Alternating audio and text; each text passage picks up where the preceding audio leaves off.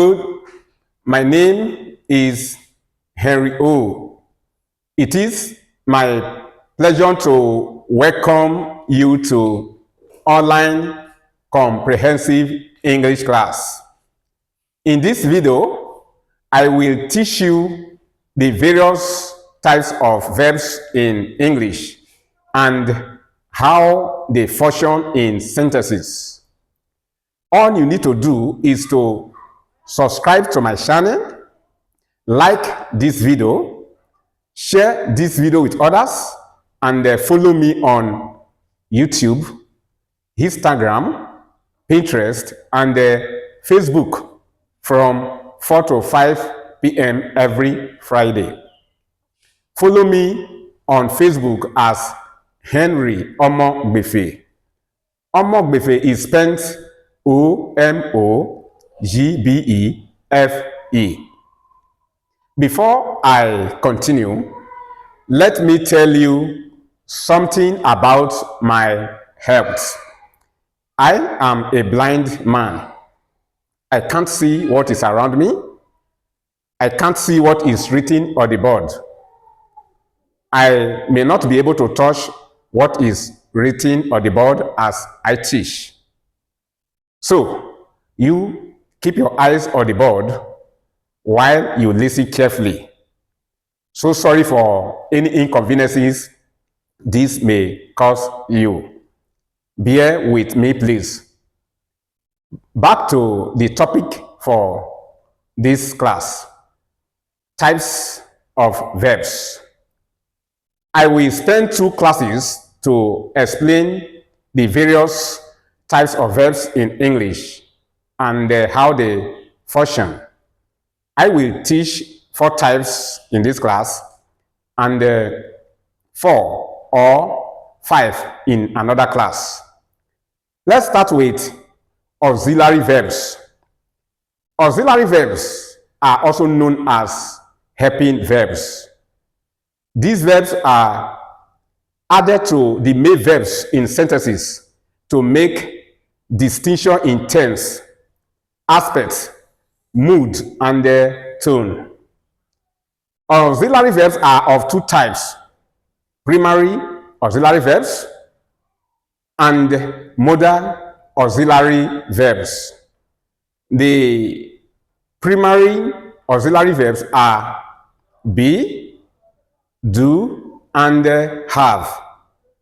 The various forms of be are be, be, being, being, been, ben, is, am, was, were, and are.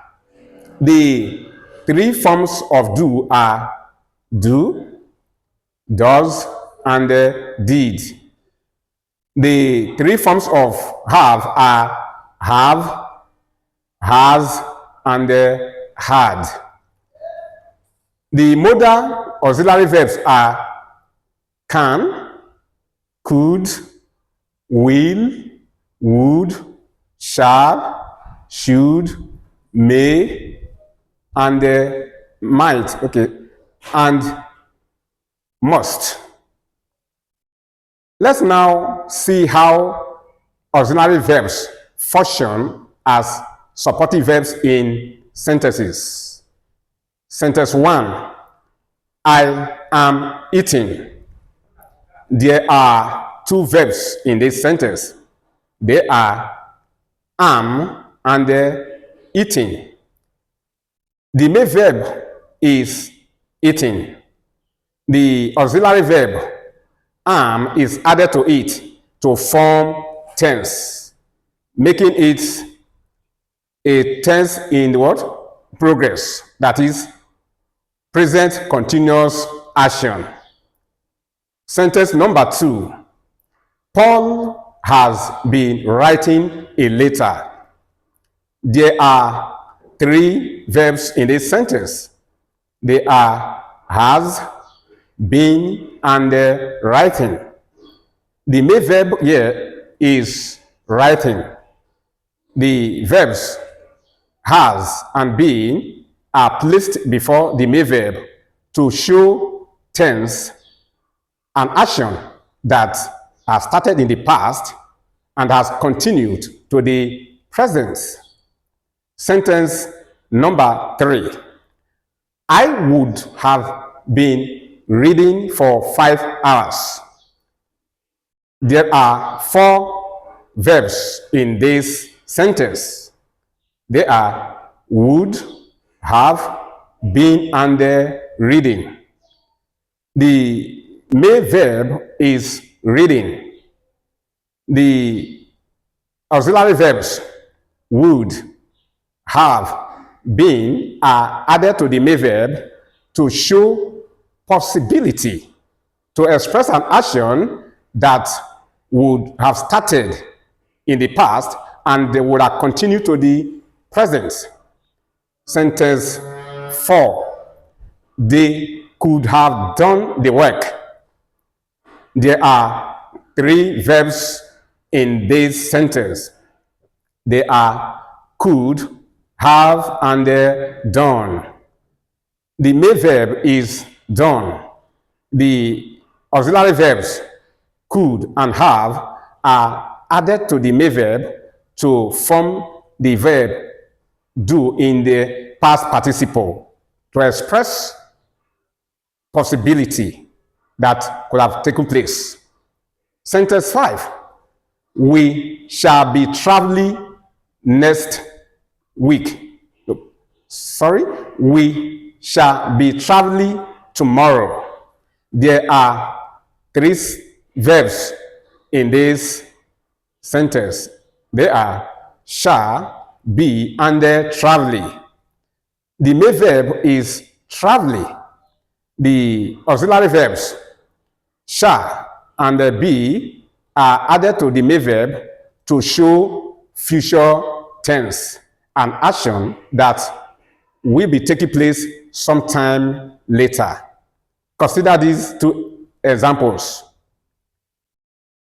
By this time next year, I would have spent 4 years in this town. There are 3 verbs in this sentence: would, have, and spent. The main verb here is spent. The auxiliary verbs would and have are placed before the main verb spent to form its s, placing the verb spend in the present perfect to express possibility, an action that has started in the past and that has continued to the present and that will be completed in the future. Again, this sentence, you may be seated. There are 3 verbs in this sentence. They are may, be, and seated. The may verb in this sentence is seated. The auxiliary verbs may and be are placed before the main verb seated to form its tense, placing it in the present perfect and making it a permission. All right. The second types of verbs we want to look at are transitive verbs. What are transitive verbs? Transitive verbs are verbs that take or require objects in sentences to make complete statements. The effects or results of transitive verbs are transferred to direct objects in sentences. Omission of the objects render such sentences in which transitive verbs appear incomplete.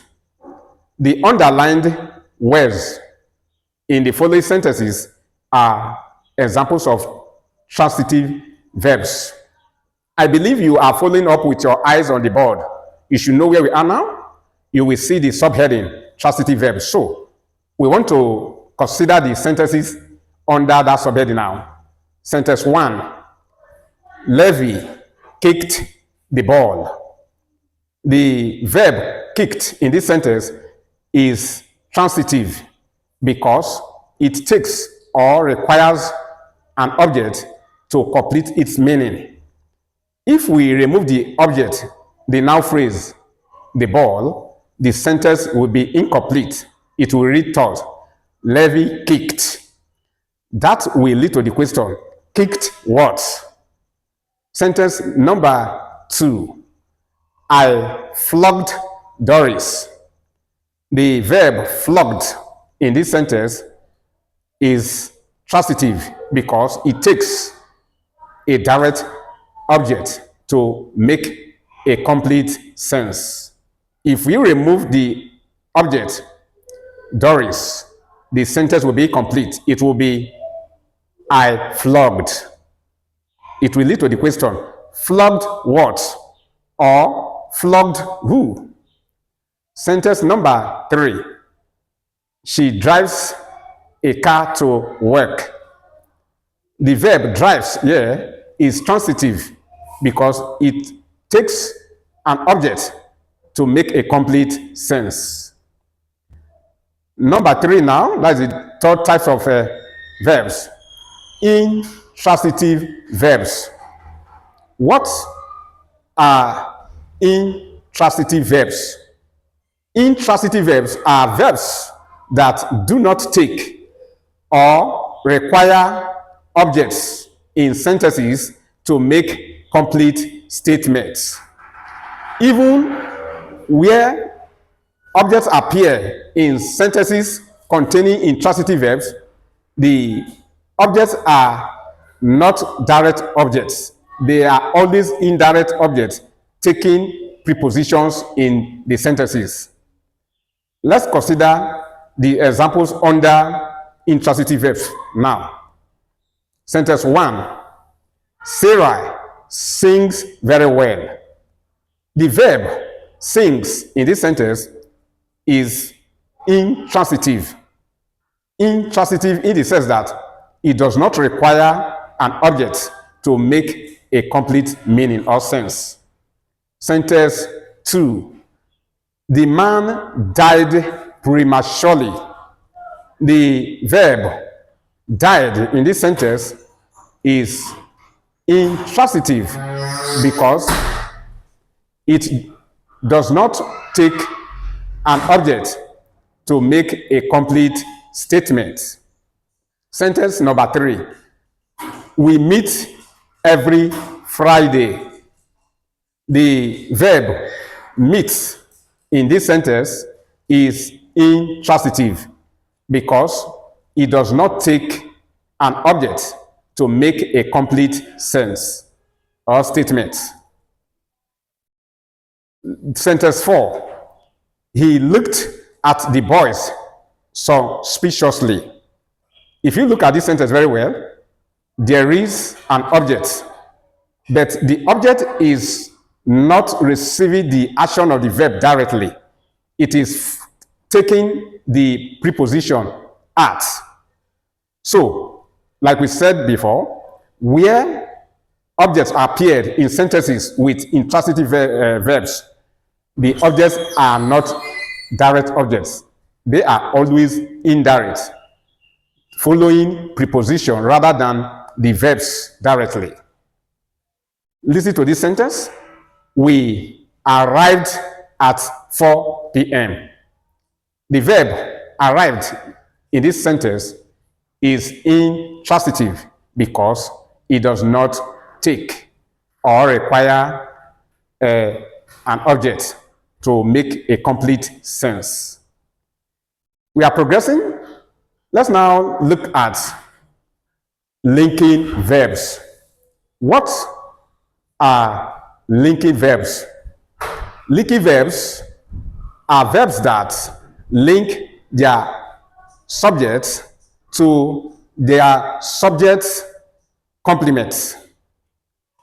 Linking verbs connect subject of sentences to nouns